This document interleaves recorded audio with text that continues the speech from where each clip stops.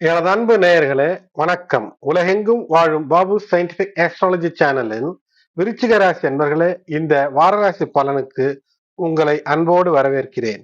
April மாதம் 7, 2025 முதல் 13 April 2025 வரை தமிழிலே கலியுகம் குரோதி வருடம் பங்குனி மாதம் 24 முதல் 30 முடிய இந்த வருடமானது, அதாவது தமிழ் வருடமானது, குரோதி வருடமானது இதனோடு இந்த வாரத்தினோடு முடிவடையக்கூடிய இந்த 7 நாட்களுக்கான கிரகங்கள் தரக்கூடிய ராசி பலன் அற்புதத்தை, அதோடு கூட இந்த ஒவ்வொரு நாளுக்குமான திதி நட்சத்திரங்கள் தரக்கூடிய சிறப்பையும் இந்த பதிவிலே காண்போம்.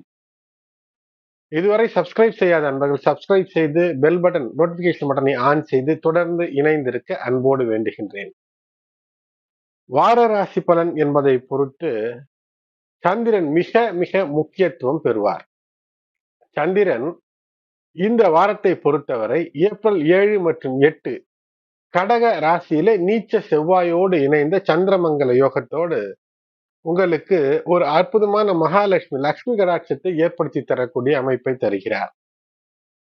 அது மட்டுமல்லாமல் அதற்கு அடுத்ததாக தொடர்ந்து ஏப்ரல் 9 மற்றும் 10 சிம்ம ராசியிலே செல்லக்கூடிய அந்த சந்திரனானவர் அந்த ராசிக்கு, அதாவது சந்திரன் இருக்கக்கூடிய நிலைக்கு முன்னும் பின்னும் இரு அசுபர்கள் இருக்கும் போது அந்த பாவகத்தை கட்டுப்படுத்தக்கூடிய அமைப்பிலே சந்திரனானவர் அதிக யோகத்தை, அதாவது ஆசைப்படக்கூடிய யோகத்தை, பேராசையை, எப்படியாவது ஒரு செயலை வெற்றி பெற்று விடலாம் என்று பாவம் செய்து கூட ஒரு செயலை வெற்றி பெற வேண்டும், வெற்றி பெற்றே ஆக வேண்டும் என்ற ஒரு சிந்தனையை கூட தந்து விடுவதற்கான வாய்ப்பு.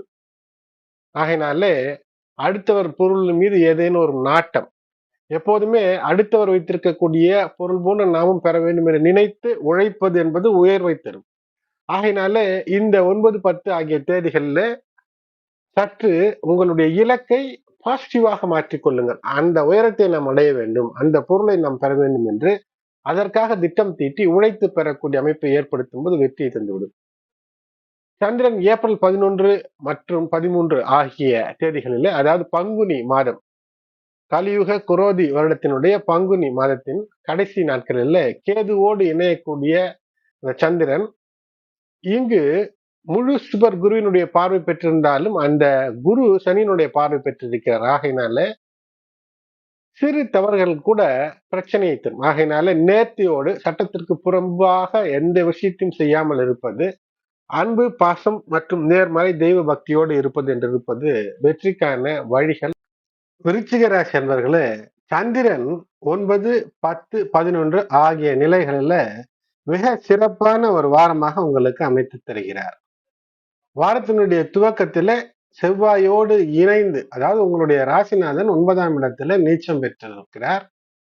அந்த நீச்சம் பெற்றிருக்கக்கூடிய செவ்வாயினுடைய பார்வை 12 இருக்கும். அந்த செவ்வாயோடு சந்திரன் 7, 8 ஆகிய தினங்களில இணைந்து அந்த அற்புதம் என்றால் மிக சிறப்பாக பாக்கியத்தை நீங்கள் நினைத்தபடி பெறுவதற்கு, ஒரு அதிர்ஷ்டத்தை பெறுவதற்கான வாய்ப்பை ஏற்படுத்தி தருகிறார். இது சந்திரமங்கல யோகமாக பரிணமிப்பது. கை காசு சிறிது செலவழித்து ஏதேனும் ஒரு நிலம் போன்ற விஷயங்களில் இன்வெஸ்ட்மெண்ட் செய்வது என்றிருந்தால் அந்த யோசனையானது அது அடுத்தடுத்த நாட்களில செயல்படுத்தினால் வெற்றியை தருவதாக இருக்கும். அதற்கு அடுத்ததாக 10ஆம் இடத்திலே சந்திரன் குரு பார்வை பெற்று கஜகேசரி யோகத்தோடு இருக்கிறார். இதே சமயத்துல புதன் உங்களுடைய ராசிக்கு 11ஆம் அதிபதியாக இருக்கக்கூடிய, அஷ்டமாதிபதியாக இருக்கக்கூடிய, மறைந்திருக்கக்கூடிய தனம், மறைந்திருக்கக்கூடிய ஞானம், இவற்றையெல்லாம் வெளிப்படுத்தக்கூடிய இந்த புதனானவர், அவர் பஞ்சமஸ்தானத்திலே மறைந்திருந்தவர்.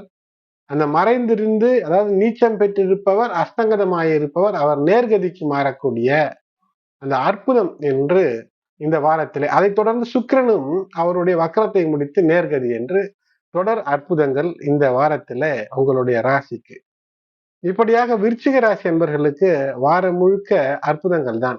ராசிநாதன் கடகத்தில நீச்சம், இதனால் உடல் நலத்தில் சற்று கூடுதல் கவனம், எச்சரிக்கை தேவை. இருந்தாலும் கூட குரு உங்களுடைய ராசிக்கு 7ஆம் வீட்டில இருந்து சப்தம பார்வையின் காரணமாக ஆரோக்கியத்தில் ஏற்படக்கூடிய சிறு சிறு பிரச்சனைகளை கூட உங்களுக்கு நேர்மறையான மாற்றங்களாக ஏற்படுத்தி தரும்.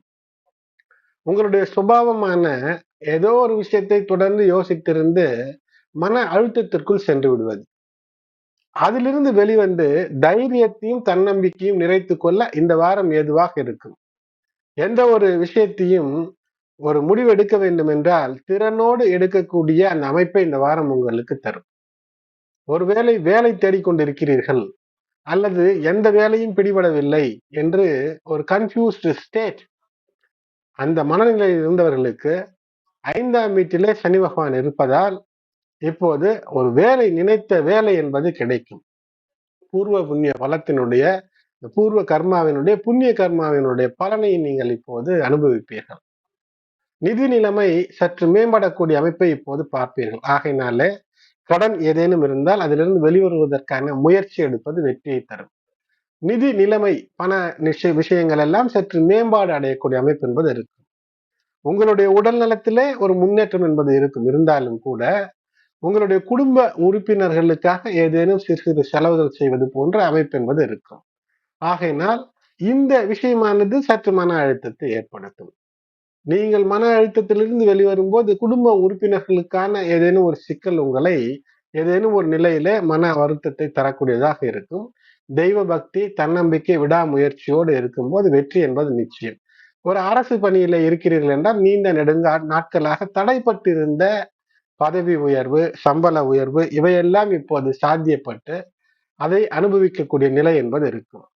கடின உழைப்பு தொடர்ந்து இருக்கிறது, நேர்மை இருக்கிறது, நன்னடத்தை இருக்கிறது. ஏதோ சனி பகவானினுடைய இந்த காலத்திலே அர்த்தாஷ்டம சனியாக அவர் தந்த கஷ்டம், 7 சனியாக அவர் இருந்தது. அது மட்டுமல்லாது 3ஆம் இடத்திலே சனி பகவான் இருக்கும்போது அந்த அளவிற்கு விருச்சிக ராசிக்கு மட்டும்தான் இந்த 12 கட்டங்களில விருச்சிக ராசிக்குத்தான் 3ஆம் நிலையிலும் கூட சகாய சனியாக இல்லாமல் ஏதோ ஒரு சகடைத்தன்மத்தை பண்ணி செய்து வெறுப்பேற்றிருப்பார் என்று நீங்கள் உங்களுடைய மனநிலை உங்களுக்கு தெரியும். ஏன் வெறுப்பு என்று சொல்கிறேன் என்றால் சாதாரண நிலை 7:30 முடிந்துவிட்டது சரியாகும் என்று இருக்கும்போது தொடர்ந்து ஏதோ ஒரு பிரச்சனை, இது சரியாக இருக்கும் என்றால் அதில் ஒரு சிக்கல் என்று இருந்த நிலை இப்போது மாறுகிறது. பஞ்சம சனி ராகு வேறு அங்கு இணைந்திருக்கிறார். ஆகையினால் வெற்றிகளுக்கான வாய்ப்பு இருக்கும். புனித யாத்திரைகள், அதாவது தெய்வ காரியங்களுக்காக ஏதேனும் ஒரு யாத்திரை செல்வது என்பது சிறப்பை ஏற்படுத்தும். வீட்டில் உள்ள மூத்தோரிடம் அன்பாக நடந்து கொள்வது என்பது சிறப்பு. பாகிய நிலையிலே ராசிநாதன் நீச்சம் ஆகினாலே இது ஒரு சிறப்பு என்னவென்றால் தடைகள் நீங்கி வெற்றி, அதுவும் வெற்றி மீது வெற்றி ஏற்பட்டு மேலும் வெற்றி பெறுவதற்கு செவ்வாய்க்கிழமைகளிலே முருகன் கோயிலுக்கு சென்று தீபம் ஏற்றி வழிபாடு செய்வது வெற்றியை தரும். விசாகம் நட்சத்திரத்துக்காரர்கள் 8, 9, 11 ஆகிய தேதிகளும், அனுஷா நட்சத்திரத்துல பிறந்தவருக்கு 7, 10 ஆகிய தேதிகளும், கேட்டை நட்சத்திரத்திலே பிறந்தவருக்கு 9, 11 ஆகிய தேதிகளில் சற்று கூடுதல் அனுகூலத்தை தரக்கூடிய நாட்களாக அமையும். எனது அன்பு நேயர்களே, குரோதி வருடம் பங்குனி 24 திங்கட்கிழமை ஏப்ரல் 7, 2025 8 PM வரை தசமி, அதன் பின்னர் ஏகாதசி திதியாக அமைகிறது. பூசம் நட்சத்திரம் 6:24 AM வரை, பிறகு ஆயுள்யம். நாள் முழுவதும் 60 நாழிகைகளும் சித்த யோகம். காலை 6:25 வரை தன்ய நாள். சுப காரியங்களை தவிர்ப்பது நல்லது. இந்த நாள் நாகதோஷ பரிகாரங்கள் செய்ய மிக ஏற்ற நாளாக அமைகிறது. ஆயில்யம் நட்சத்திரம் ஆகையினாலே தோஷ பரிகாரங்களுக்கு, ஜாதக தோஷ பரிகாரங்கள் செய்ய ஏற்ற நாளாக இருக்கிறது. இந்த நாள் என்பது கிணறு வெட்டுவதற்கு அல்லது ஆழ்துளை கிணறுகளுக்கு சிறந்த நாளாக இருக்கிறது. புதிய விஷயங்களை, ஆழ்ந்த விஷயங்களை கற்க துவங்கக்கூடிய அந்த அமைப்பை ஏற்படுத்தி கொண்டாலும் வெற்றியை தரும். அடுத்தது குரோதி வருடம் பங்குனி 25 செவ்வாய்க்கிழமை ஏப்ரல் 8, 2025 9:13 PM வரை ஏகாதசி, பின்னர் துவாதசி. ஆயில்யம் காலை 7:55 AM வரை, பிறகு மகம். நாள் முழுவதும் சித்த யோகம். செவ்வாய்க்கிழமை ஏகாதசி. இந்த ஏகாதசிக்கு காமதா ஏகாதசி என்ற பெயர். அதாவது நீங்கள் விரும்பிய ஒரு விஷயத்தை பெறுவதற்கு பெருமாள் வழிபாடு, ஏகாதசி விரதம் இருந்து வழிபாடு அல்லது மாலை வேலைகளில ஏகாதசி நாள் என்று உங்கள் இல்லங்களுக்கு அருகிலே இருக்கக்கூடிய பெருமாள் கோயில்களுக்கு சென்று துளசி மாலை, தீபங்கள் ஏற்றி 11 தீபங்கள் ஏற்றி வழிபாடு செய்வது என்பது நினைத்த விஷயத்தை, ஆசைப்பட்ட விஷயங்களை, அதாவது காமப்பட்ட விஷயங்களை கைப்பெறுவதற்கான வாய்ப்பை, அருளை தருவார் என்பது ஐதீகம். அடுத்தது குரோதி வருடம் பங்குனி 26 புதன்கிழமை ஏப்ரல் 9, 2025 10:55 PM வரை துவாதசி, பின்னர் திரையோதசி. மகம் காலை, அதாவது மகம் நட்சத்திரம் காலை 9:57 AM வரை, பிறகு பூரம் நட்சத்திரமாக அமைந்திருக்கிறது. நாள் முழுவதும் சித்த யோகம் மற்றும் அமிர்த யோகம். தமன ரோகணம் என்று இருக்கும், அதாவது தமன மலர் கொண்டு மகாவிஷ்ணுவுக்கு வழிபாடு செய்வது. அது மட்டுமல்லாமல் உங்கள் இல்லங்களுக்கு அருகிலே இருக்கக்கூடிய பெண்களை அழைத்து இந்த பூஜை செய்யும் போது, பெண்கள் சுமங்கலி பெண்கள் மற்ற பெண்களை அழைத்து பூஜை செய்யும் போது சுமங்கலி வரத்தை தரக்கூடிய அமைப்பை ஏற்படுத்தும். அதனால் இதற்கு தமன துவாதசி என்ற பெயரும் உண்டு. அடுத்தது குரோதி வருடம் பங்குனி 27 வியாழக்கிழமை ஏப்ரல் 10, 2025 1 மணி AM வரை திரையோதசி, பின்னர் சதுர்த்தசி. பூரம் நட்சத்திரம் 12:24 PM வரை, பிறகு உத்திரம். பகல் 12:24 வரை சித்த யோகம், பின்னர் மரண யோகம். வியாழக்கிழமை பிரதோஷத்தோடு கூடி வருவது என்பது இந்த பிரதோஷ வேளையில மாலை வேளையில இல்லங்களில் அருகிலே இருக்கக்கூடிய சிவாலயங்கள் சென்று நந்தி பகவானுடைய அபிஷேக ஆராதனையை கண்டு பிரதோஷ நேரம் 4:30 முதல் 6க்குள் சிவனை அம்பாளை தரிசிப்பது என்பது குழந்தைகளுக்கு கல்வி வளத்தையும் நலத்தையும் ஏற்படுத்தி தரும். இந்த நாள் மகாவீரர் ஜெயந்தி, மன்மத திரையோதசி என்ற இந்த நாளுக்கான சிறப்பும் உண்டு. மதனகாம திரையோதசி என்ற பெயரும் உண்டு. அம்பாள் வழிபாடு, சிவன் கோயில்களிலே அம்பாளுக்கு கமல மலர்கள், மறிக்கொழுந்து மலர்களை கொண்டு வழிபாடு செய்வது.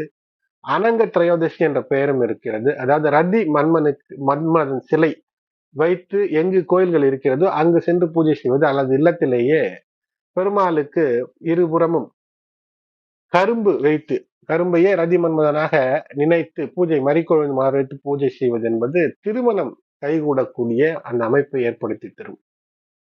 அடுத்ததாக குரோதி வருடம் பங்குனி 28 வெள்ளிக்கிழமை ஏப்ரல் 11, 2025 அடுத்த நாள் காலை 3:21 AM வரை சதுர்த்தசி, பின்னர் பௌர்ணமி. உத்திரம் நட்சத்திரம் 3:10 PM வரை, பிறகு ஹஸ்தம் நட்சத்திரம். நாள் முழுவதும் சித்த அமிர்த யோகம். முழு சுப முகூர்த்த நாளாக வெள்ளிக்கிழமை ஏப்ரல் 11, 2025 அமைகிறது. எல்லா சுப காரியங்களும் செய்வதற்கு ஏற்ற நாளாக இருக்கிறது.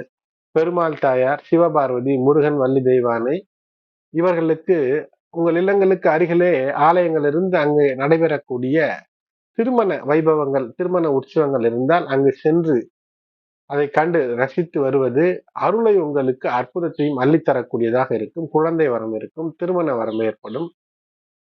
அது மட்டும் இல்லாமல் இந்த நாளிலே புதிய நல்ல விஷயங்களை துவக்க சிறப்பான நாளாக அமைகிறது. திருமணம், ஜாதக பரிவர்த்தனை போன்ற எல்லா சுப நிகழ்வுகளுக்கும் இந்த நாள் ஏற்றதாக அமைகிறது, வெள்ளிக்கிழமை. அடுத்தது குரோதி வருடம் பங்குனி 29 சனிக்கிழமை ஏப்ரல் 12, 2025 மறுநாள் அதிகாலை 5:52 AM வரை பௌர்ணமி, பின்னர் பிரதமை. ஹஸ்தம் நட்சத்திரம் 6-7 மணி வரை, பிறகு சித்திரை. நாள் முழுவதும் பௌர்ணமி திதியாக இருக்கிறது, மரண யோகம்.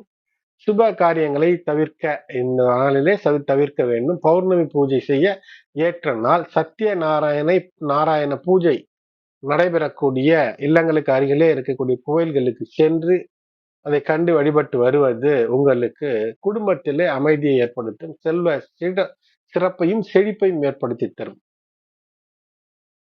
இந்த நாள் சர்வ தேவ தமனம் என்று சொல்வார்கள். அதாவது எல்லா தெய்வங்களுக்கும் தமன மலர் வைத்து வழிபாடு செய்ய ஏற்ற நாளாக இருக்கும். இறை காரியங்களை மட்டும், தெய்வ காரியங்களை மட்டும் செய்வதற்கு இது ஏற்ற நாளாக இந்த நாள் அமைகிறது. அடுத்தது குரோதி வருடம் பங்குனி 30 ஞாயிற்றுக்கிழமை ஏப்ரல் 13, 2025 திதி பிரதமையாக இருக்கிறது. சூரியோதயத்திற்கு முன்பிலிருந்தே பிரதமை, இந்த நாள் முழுவதும் பிரதமை, அடுத்த நாள் துவங்கும் போதும் பிரதமை இருக்கும். நட்சத்திரம் சித்திரை நட்சத்திரம் 9:10 PM வரை, பிறகு சுவாதி நட்சத்திரம். நாள் முழுவதும் பிரதமை, சித்த யோகம், அதன் பின்னர் மரண யோகம். சித்த யோகம் 9:10 PM வரை. இந்த நாள் இஷ்ட தெய்வ குலதெய்வ வழிபாடு செய்ய ஏற்ற நாள். இல்லங்களுக்கு அருகிலே இருக்கக்கூடிய இஷ்ட தெய்வ குலதெய்வ கோயில்களுக்கு சென்று தீபமேற்றி வழிபாடு செய்வது என்பது வெற்றிக்கான வழிகளை தரும். மேலும் இந்த நாள் சூரியன் வழிபாட்டிற்கு ஏற்ற நாளாக அமைகிறது. ஈஸ்டர் டே, பாம் சண்டே, குருத்தோலை திருவிழா என்றெல்லாம் சொல்லப்படக்கூடிய நாளாக இது அமைகிறது.